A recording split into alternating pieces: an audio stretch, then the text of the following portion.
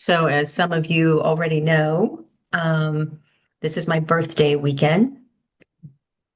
So, I thought it'd be a good time to talk about presents. And we always talk about presents, but it's Presence.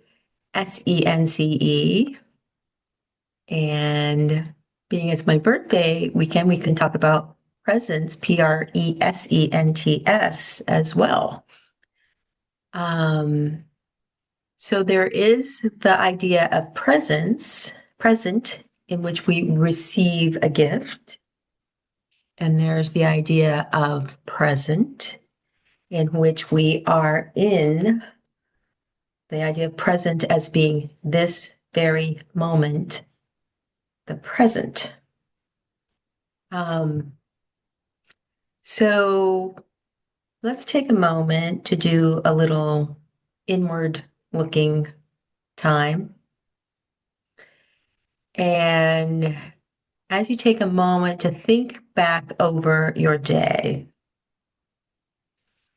and look for the places in your day where you may have been completely or nearly or mostly completely present in any given moment. So try to do this non-judgmentally. We're not doing this exercise in order to beat ourselves up, but just to notice moments in which we weren't on our phone, we weren't thinking about the future, pondering something about the past, planning what we might want to say tonight in our talk. We were simply present in and with the moment. So just noticing what comes up for you.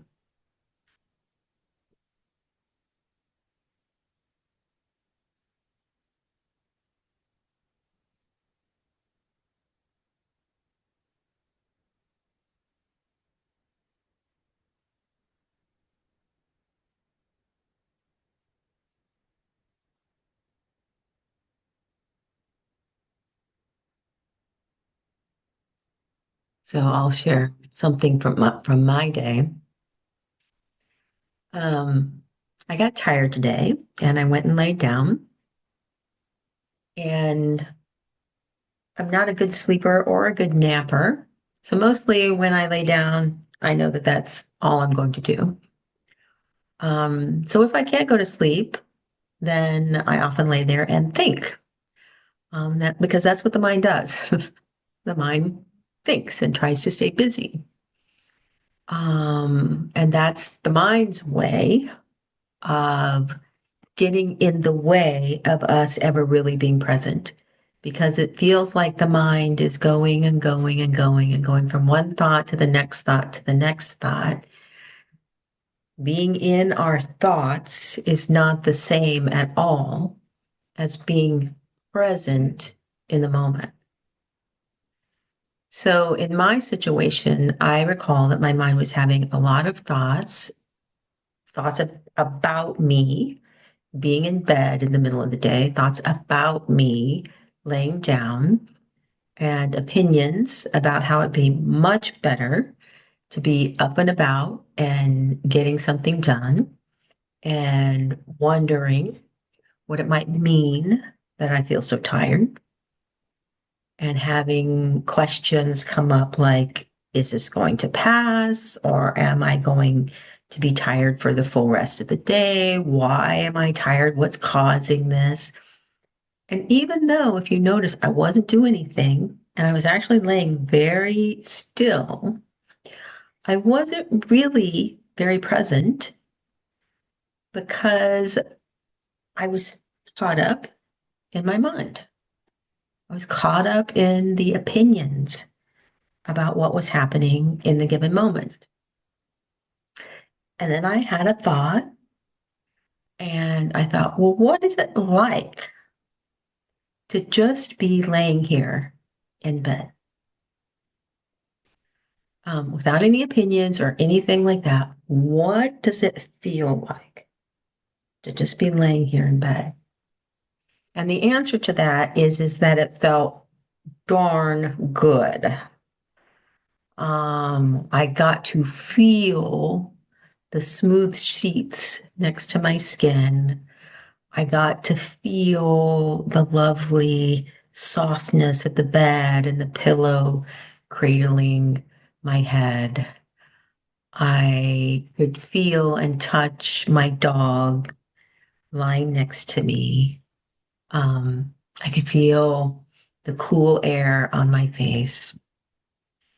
And when I was able to be present in the moment rather than thinking and evaluating the current moment, I noticed it was a perfect moment. And the thing is, if we stop and think about this, most moments are perfect if we're really and truly present. We tend to think of them as a perfect moment, being very rare. But the reality is that if the present comes first, then the moments in and of themselves become great gifts. So, why, oh, why are we so rarely truly present? And I ask myself this question all of the time. Why am I so rarely truly present? And I'm going to offer a somewhat simplistic answer to this question, but it's one that I think actually covers all of the bases. And that answer is that our brains, fueled by the ego, have trained us to not believe that the present moment is at all valuable. So our brains, fueled by the ego, have trained us not to believe that the present moment is at all valuable. The ego tells us that there is always something missing in ourselves, something missing in others, something missing in what we're doing in that moment, something missing, something wrong with the weather or in our circumstances. So we have been trained to live for the future. We've been trained to work and work for some future thing when we will be just as we should be, when things will be just as they should be, when the weather is just as it should be. And to when that moment arrives, say, now this is the perfect moment. And the problem is, of course, is that if we never stop, and primarily, I mean, certainly stop moving our bodies helps, but primarily, I mean, stop our thinking, that perfect moment can never come. So Alan Watts says it this way. We live for the future mainly because we believe our present to be inadequate. We're always looking into the future for something else, something more life, more time, more whatever it is, because one of these days it will be all right and the thing we're looking for will happen.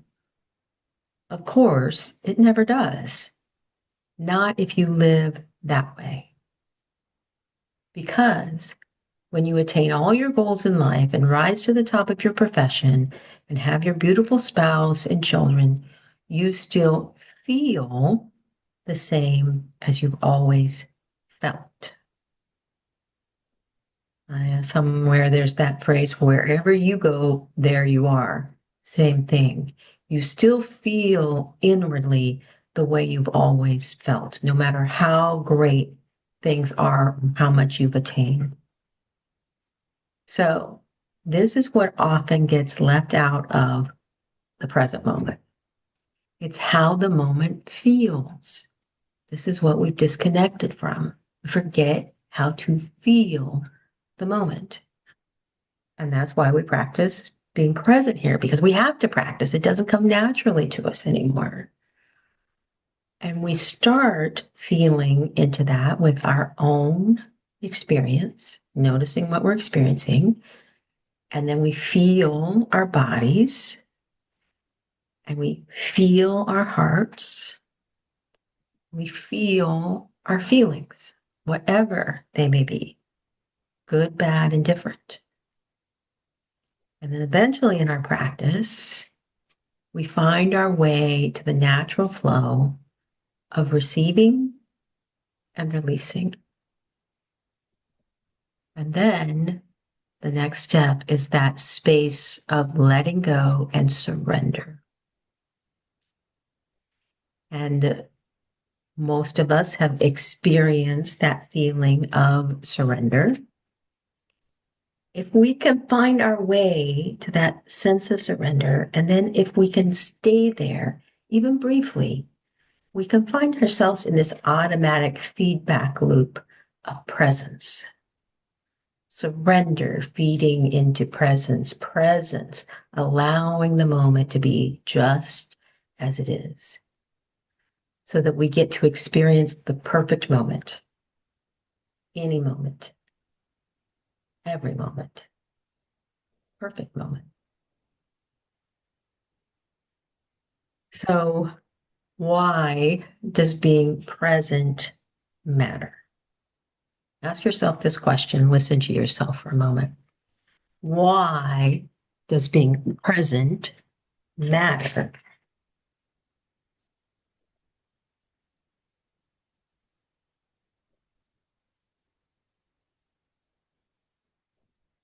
So I think a really good answer to that question is because when we are not present, we miss life. If we are not present, we are missing our life.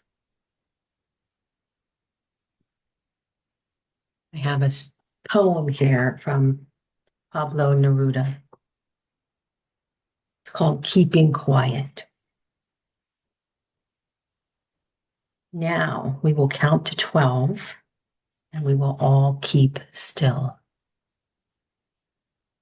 For once on the face of the earth, let's not speak in any language.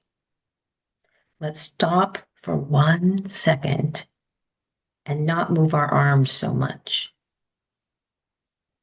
It would be an exotic moment without rush, without engines. We would all be together in a sudden strangeness. Fishermen in the cold seas would not harm whales, and the man gathering salt would look at his hurt hands. Those who prepare green wars, wars with gas, wars with fire, victories with no survivors, would put on clean clothes and walk about with their brothers in the shade, doing nothing. What I want should not be confused with total inactivity. Life is what it is about. I want no truck with death. If we were not so single-minded about keeping our lives moving and for once could do nothing, perhaps a huge silence might interrupt this sadness of never understanding ourselves and of threatening ourselves with death. Perhaps the earth can teach us, as when everything seems dead and later proves to be alive. Now, I'll count up to 12, and you keep quiet, and I will go.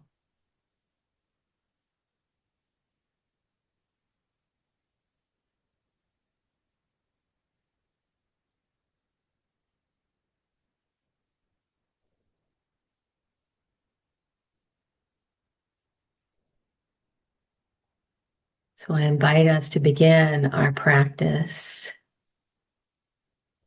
by first of all recalling that we gather in love.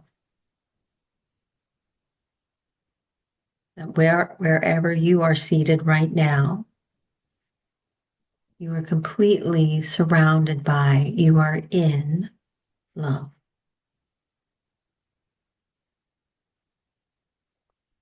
So I invite you to take a breath in, breathe in the reality of that love, let it fill your lungs and your body,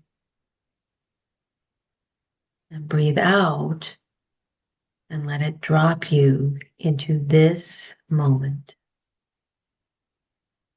this present moment.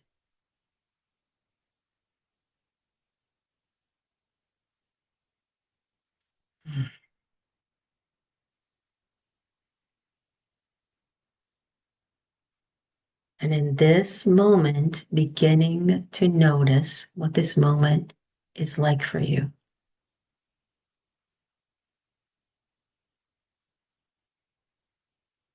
And whatever this moment is like for you, whether it's sounds or aromas or feelings or sights, name it silently to yourself.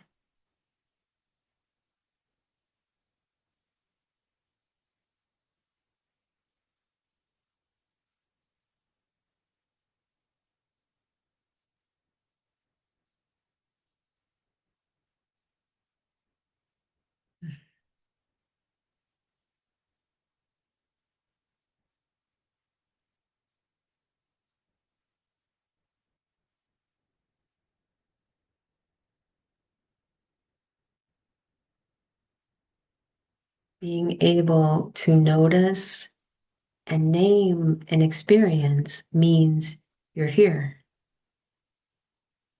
that you are in the moment.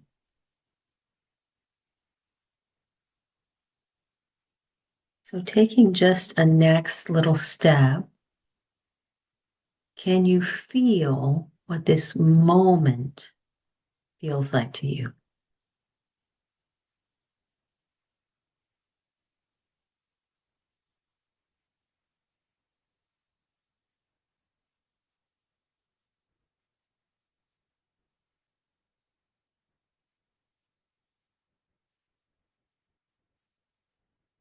And staying very open to wondering if there's anything missing really in this moment.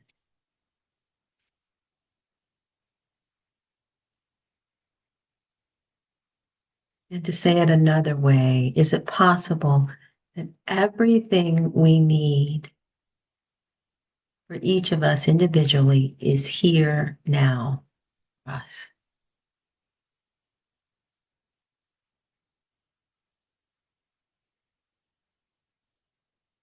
Just this moment, not going ahead at all, not going back.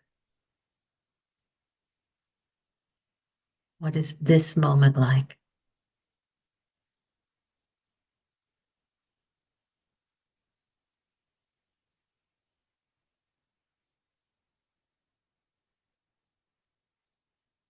So remaining in the moment, beginning to notice your body, beginning with your feet.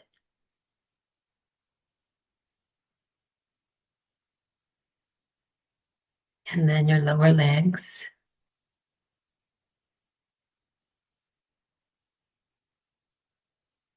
noticing your knees and your upper legs, noticing your hips and your pelvis,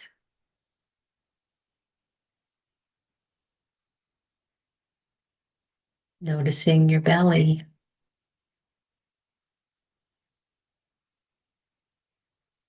and imagining all the organs of your belly,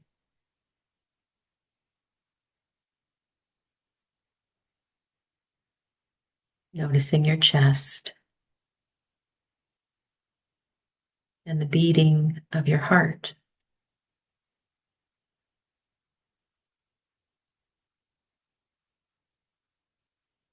Noticing your shoulders, your arms, and your hands.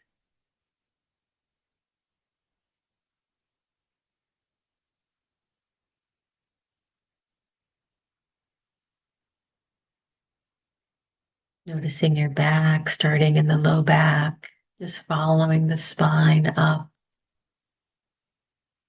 including muscles, ribs, scapula, the neck, the scalp, and then letting your awareness rest on your face.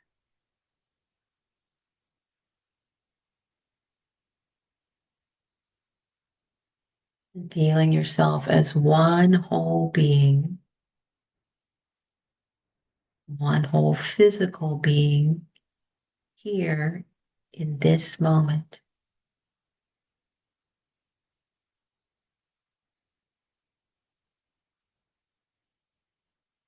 And no matter how good or bad your body might be feeling this moment, allowing that to be here, allowing the moment to be as it is.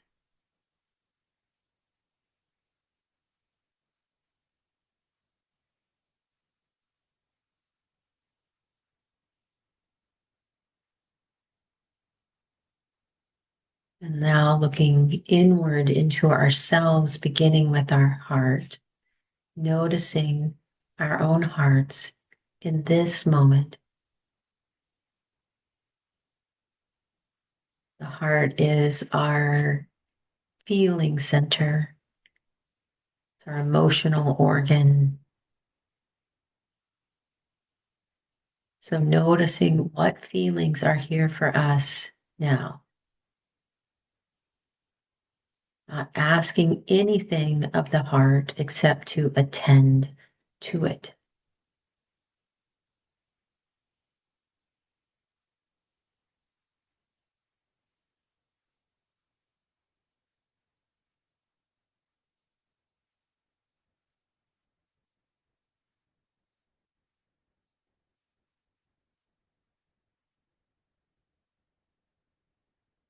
And then if you can, seeing if you can get a sense of your spirit, particularly your sense of aliveness, energy, or flow, not just that physical energy that you can feel in the body, a little different than that. See if you can notice it in yourself.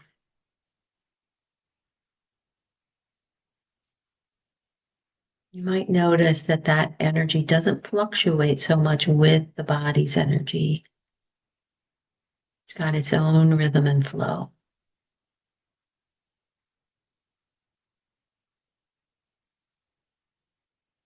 How is your spirit revealing itself to you in this moment?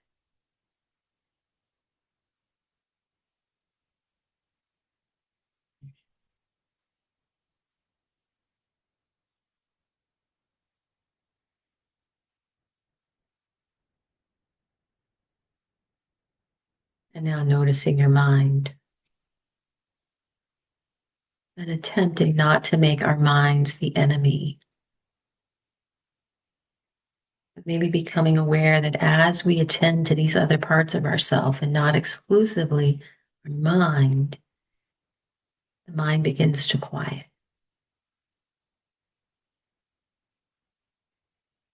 The mind begins to let us notice things other than thoughts. It might begin to feel more spacious.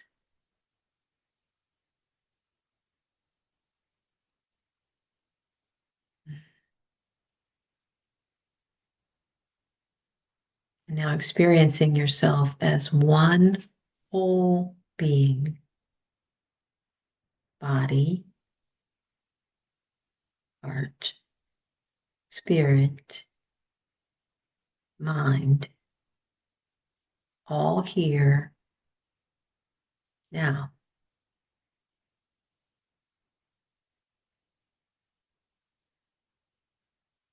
This is your presence.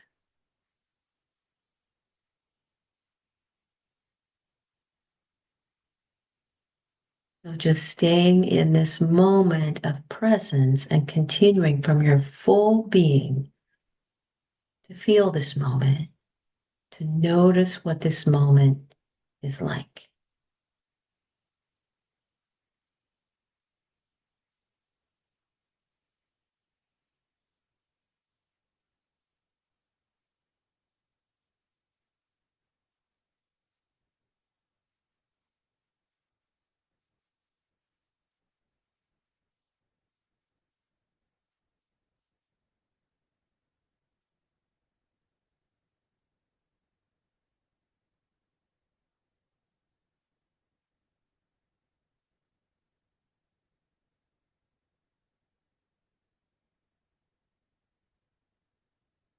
How might this moment be a perfect moment?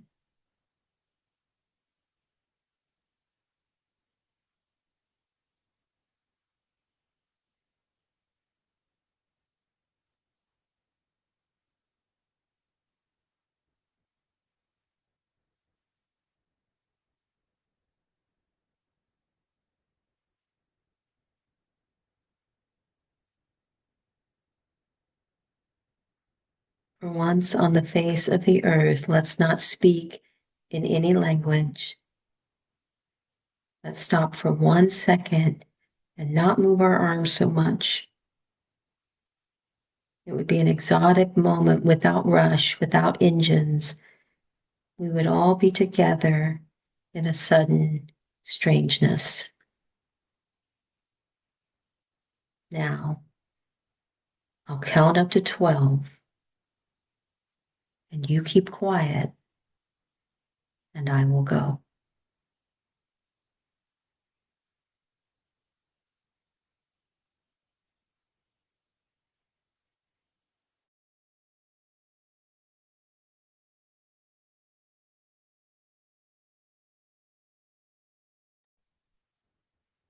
Thank you so much for practicing with me, for being in this precious moment with me, and supporting my own practice.